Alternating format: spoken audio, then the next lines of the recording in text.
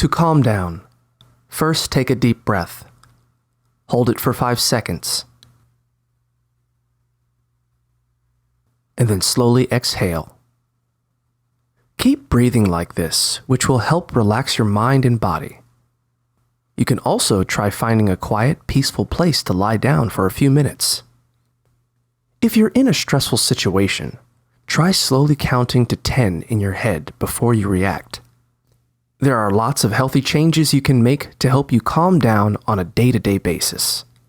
For example, you can work up to meditating for 30 minutes a day, which over time may change the way your brain works, so you're less likely to be overwhelmed by stress. You can also pick up a few stress-reducing hobbies, like reading, doing crafts, or photography. However, if you feel like you're struggling to stay calm on your own, you might want to consider meeting a mental health professional to learn about other coping methods.